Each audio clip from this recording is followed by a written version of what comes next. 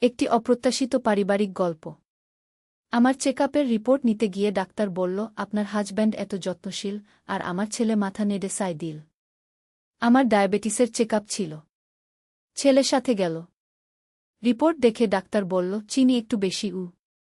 কি করতে হবে? ছেলে জিজ্ঞেস করল। ডায়েট কন্ট্রোল করতে হবে। মিষ্টি একদম না গি। ছেলে খাতায় লিখে নিল। ডাক্তার বলল, আপনার হাজব্যান্ড খুব যত্নশীল। আমি বলতে যাচ্ছিলাম এ আমার ছেলে। কিন্তু ছেলে মাথা নেড়ে বলল, আজই উনার যত্ন নেওয়া আমার দায়িত্ব। হাসপাতাল থেকে বেরিয়ে আমি জিজ্ঞেস করলাম, কেন বলতে দিলি না যে তুই আমার ছেলে? সে থামল।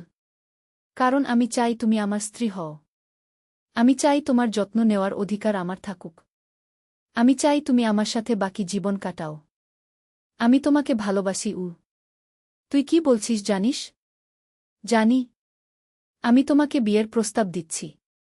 চলো আমরা দূরে কোথাও চলে যাই। প্রেসক্রিপশনের কাগজ আমার হাতে কাঁপছিল। এই গল্পটি সম্পূর্ণ শুনলে আপনাদের পানি অটোমেটিক বের হয়ে যাবে, সো যত দ্রুত সম্ভব হাতের কাছে টিস্যু নিয়ে বসে পড়ো। বিছানার চাদর যেন নষ্ট না হয় সেটা সম্পূর্ণ খেয়াল রাখার অনুরোধ জানিয়ে গল্পটি এখন শুরু করব। তার আগে সর্বশেষ অনুরোধ, দয়া করে এমন পানি বের করার গল্প নিয়মিত শুনতে আমাদের চ্যানেলটি সকলেই সাবস্ক্রাইব করুন। ধন্যবাদ। হ্যালো বন্ধুরা, আমার নাম মালিকা বেগম। আমার বয়স 43 বছর। আমার স্বামীর নাম নাসির উদ্দিন, বয়স 46 বছর। আমাদের 2 সন্তান, সাকিব আর রুমানা। সাকিব 20 বছর বয়সী, বিশ্ববিদ্যালয়ে পড়ে। রুমানা 13 বছর বয়সী, স্কুলে যায়। এই ঘটনার পর আমার মনে অদ্ভুত এক চিন্তা এলো। সাকিব যেভাবে কথা বলল তাতে মনে হচ্ছিল যেন সে সত্যিই আমার স্বামী।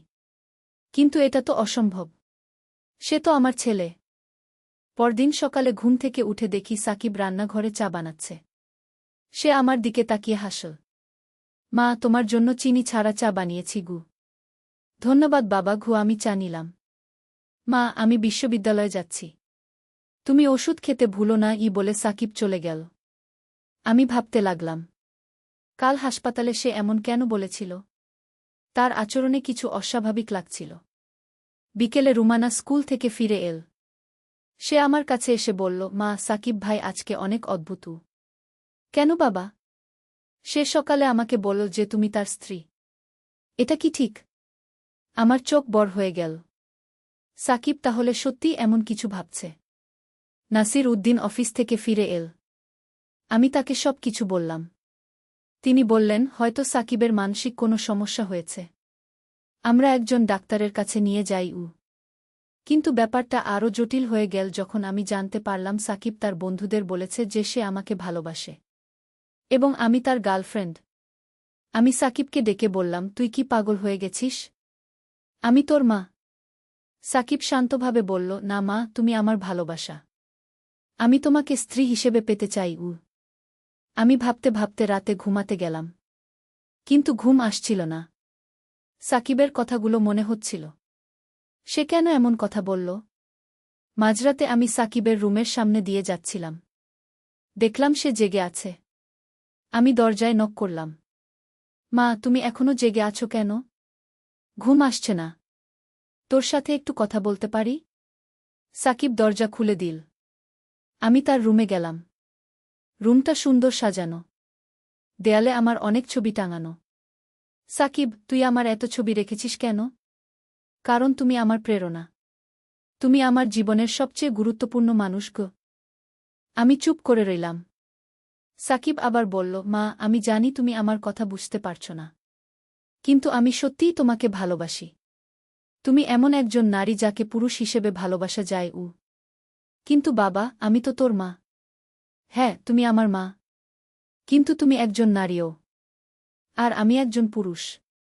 আমার মনে হয় আমরা দুজনে একসাথে থাকতে পারি। পরের দিন সকালে নাসির উদ্দিন অফিসে গেল। রুমানা স্কুলে গেল। আমি আর সাকিব একা ঘরে রইলাম।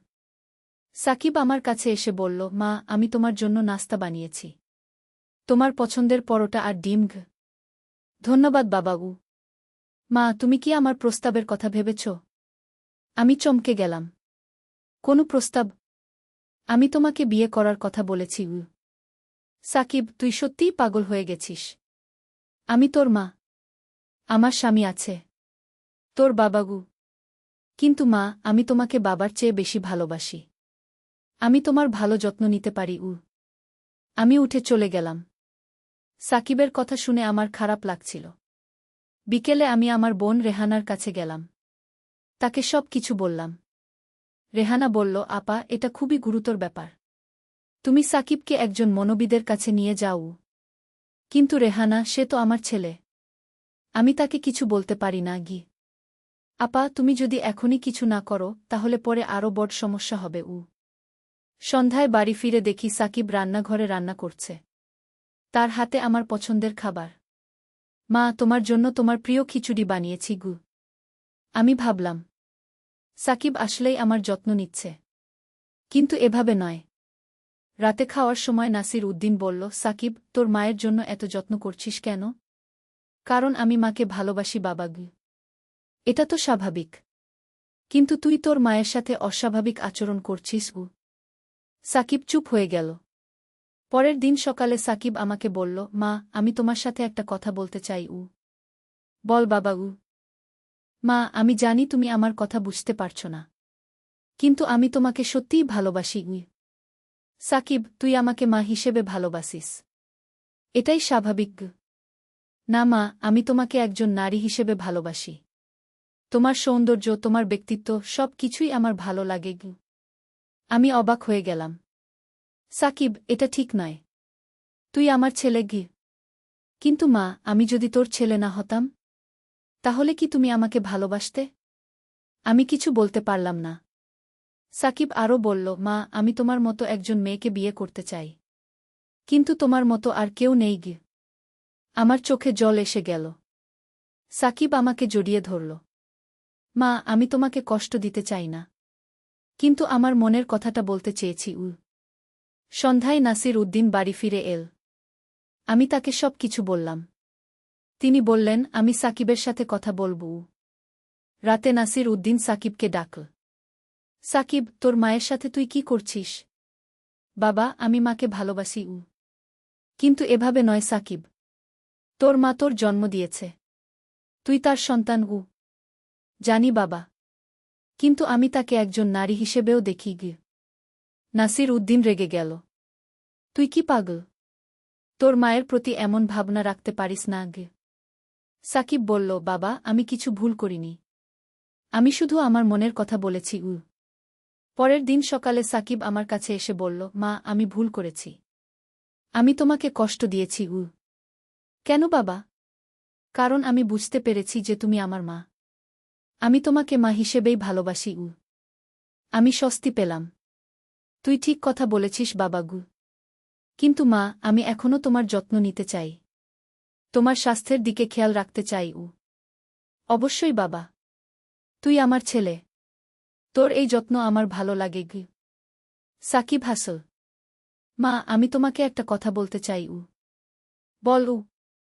আমি আসলে তোমাকে একটা বার্তা দিতে চেয়েছিলাম। যে বার্তাটা ছিল, তুমি একজন আদর্শ মা। তোমার মতো মা পেলে যে কোনো সন্তান নিজেকে ভাগ্যবান মনে করবে। আমার চোখে আনন্দের জল এসে গেল। সাকিব, তুই এত বড় কথা বলছিস কেন? কারণ মা, আমি বুঝতে পেরেছি যে পারিবারিক ভালোবাসা সবচেয়ে বড় সম্পদ। আর তুমি আমাদের পরিবারের সবচেয়ে মূল্যবান সদস্য। নাসির উদ্দিন আর রুমানাও এই কথা শুনে খুশি হল। আমরা সবাই একসাথে জড়িয়ে ধরলাম।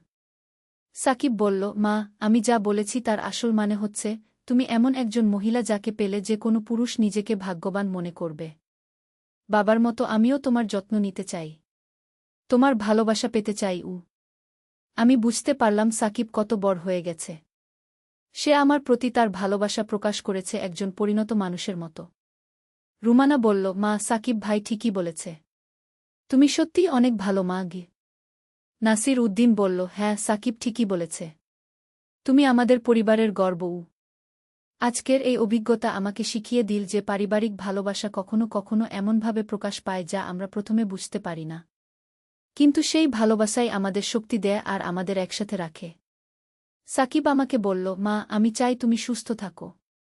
তোমার ডায়াবেটিসের যত্ন নাও। আমরা সবাই তোমার পাশে আছি।